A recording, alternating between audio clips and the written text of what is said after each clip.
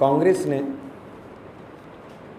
अपनी सरकार का एक रिपोर्ट कार्ड जारी किया था, जिसमें कहा था इरादे मजबूत हैं, 15 साल सबूत हैं। हमारा कहना है क्या इरादे क्या सबूत, सिर्फ लूट सिर्फ झूठ। कांग्रेस सरकार ने 15 साल के अंदर दिल्ली को बर्बाद कर दिया है। जो सरकार ये कहती थी और उनकी मुख्यमंत्री कहती थी कि वे दिल्ली को पेरिस बना देंगी, दिल्ली को स्लम बना के छोड़ा है। जब महंगाई बढ़ती है तो यही सरकार कहती है दिल्ली में महंगाई नहीं है, क्योंकि दिल्ली में प्रति व्यक्ति आय 2 लाख रुपए है। किंतु जब फूड सिक्योरिटी बिल आता है तो बड़े बड़े होर्डिंग्स लगे होते हैं और उस पर लिखा होता है दिल्ली में कोई भी भूखा ना रहे। 1 महीने पहले अभी फूड सिक्योरिटी बिल के अंतर्गत अनाज बांटना शुरू किया। 15 साल तक इसका मतलब दिल्ली के अंदर लोग भूखे सो रहे थे, गरीब थे। अगर दिल्ली के अंदर विकास हुआ था तो 44% दिल्ली की जनता को ये अनाज क्यों बांटा जा रहा है, अगर दिल्ली में विकास था और प्रति व्यक्ति आय अच्छी थी।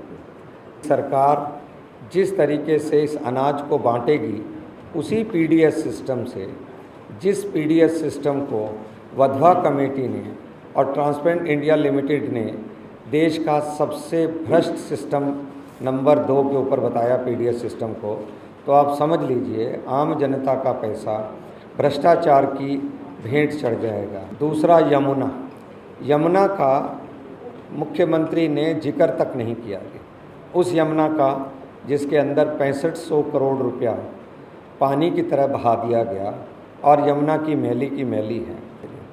बिजली को अगर आप ले लें तो बड़े दावे करके ठोक करके 200 यूनिट तक की बिजली जिसमें सब्सिडी दी जाती है, उनको राज्यों से कंपेयर किया गया है। वे बताएं भारत में कौन सा ऐसा राज्य है जिसमें 2 साल के अंदर 72% बिजली के दाम बढ़े हों और 300% और बिजली के दाम जो बढ़ने हैं उसकी मंजूरी 19,000 करोड़ रुपए की दे दी होगी। पानी में दावे किए गए हैं 835 MGD पानी है। खुद कांग्रेस की सरकार को ये नहीं मालूम कि पानी है कितना, आ कितना रहा है और साफ़ कितना हो रहा है। जहाँ 1150 MGD पानी की ज़रूरत है, वहाँ 835 MGD पानी की बात कर रहे हैं। 40% दिल्ली के अंदर सीवर की लाइनें नहीं हैं, फिर दिल्ली के विकास का दावा करते हैं। जगह जगह के ऊपर टॉयलेट्स ब्लॉक जो बनने थे वो गरीब आदमी के लिए नहीं है। लोग, माँ बहनें सड़कों के ऊपर इधर उधर जाने को मजबूर हैं। रोज़गार के ऊपर सरकार झूठ बोलती है और सच बात यह है कि रोज़गार में लोग अब रजिस्ट्रेशन ही नहीं करा रहे हैं, क्योंकि उनको लगता है सरकार रोज़गार देने में नाकामयाब रही है। आंकड़ों को देखें तो 10,16,328 नाम दर्ज हुए थे, रोज़गार केवल 11,242 को मिला। अस्पतालों को अगर आप ले लेंगे तो ये जो अस्पताल हैं, इस समय 8 से 10 अस्पताल ऐसे हैं जिनकी सूची मेरे पास है, जिनके शिलान्यास कर दिए गए, किंतु ये अस्पतालों में एक ईंट नहीं लगी और ये चालू नहीं हुए हैं। अनाधिकृत कॉलोनियों के ऊपर बड़े बड़े दावा करने वाली सरकार का आंकड़ा देखिए, 1639 कॉलोनियाँ थी, 1210 को प्रोविजनल दिया गया, 895 की घोषणा की गई और सिर्फ 312 का नोटिफिकेशन किया गया। और वो नोटिफिकेशन करने के बाद भी 583 को कह दिया गया ये हाफ या पार्शली गवर्नमेंट लैंड के ऊपर हैं, इसका अभी हम रेट निर्धारित करेंगे। अनाधिकृत कॉलोनियों में ना रजिस्ट्री हो सकती, ना लोन मिल सकता और ना कोई और सुविधा, उनके नक्शे पास हो सकते हैं। झुग्गी झोंपड़ी के अंदर आप देखेंगे तो आज 30 लाख से ज़्यादा लोग झुग्गी झोंपड़ी में हैं। इन लोगों ने डंडे खा के 100 रुपये के फॉर्म राजीव रतन आवास योजना के अंदर भरे थे, जिस पर लोकायुक्त की भी रिपोर्ट आई थी, किंतु उन झुग्गी झोंपड़ी वालों को एक भी फ्लैट नहीं दिया गया। और अब कहते हैं कि डीडीए से इन्होंने कुछ एक मुश्त फ्लैट खरीदे हैं जिनको बांटने की बात कर रहे हैं। इतना धोखा आज तक किसी भी सरकार ने अपनी ही जनता को नहीं दिया होगा। लोकायुक्त ने इस सरकार के ऊपर जितनी टिप्पणियां की हैं वो हमको मालूम है, जितने केसों के बारे में टिप्पणी की हैं वे हम सबको पता है। सरकारी स्कूलों का हाल हम पहले रख चुके हैं आपके ऊपर। इनमें से दिल्ली यूनिवर्सिटी में दाखिला कितने को मिला, ये सरकार आंकड़ा देख के बता दे जितने लोग पास हुए हैं।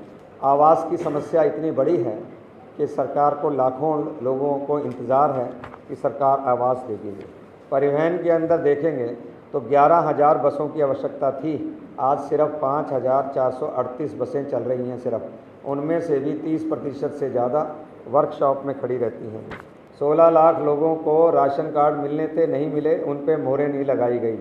अब आनन फानन में फूड सिक्योरिटी के नाम पर फॉर्म भरो और कार्ड पा जाओ और अनाज ले जाओ, इस तरह की लूट मची हुई है, कोई सिस्टम नहीं है। और राशन कार्ड में जितने घोटाले हैं, आम जनता को तो राशन मिल ही नहीं रहा और पिछले 15 साल से राशन कार्ड बंद पड़े हुए हैं। जो कानून व्यवस्था है उसका मुख्यमंत्री जिक्र नहीं करती, पर जब वोट मांगे थे तब उन्होंने ये नहीं कहा था कि मैं दिल्ली को मैं महिलाओं को सुरक्षा नहीं दूंगी। तो मैं समझता हूँ कि कुल मिलाकर आज इतनी महंगाई हो गई है दिल्ली के अंदर, आम आदमी का गुजारा हो नहीं रहा। और दिल्ली की आबादी जिस तरीके से लगातार बढ़ रही है, उसके हिसाब से दिल्ली में सुविधाएं नहीं हैं, क्योंकि इन्होंने NCR का कोई भी डेवलपमेंट और विकास नहीं किया है जिससे दिल्ली के अंदर कुछ लोड कम होता है।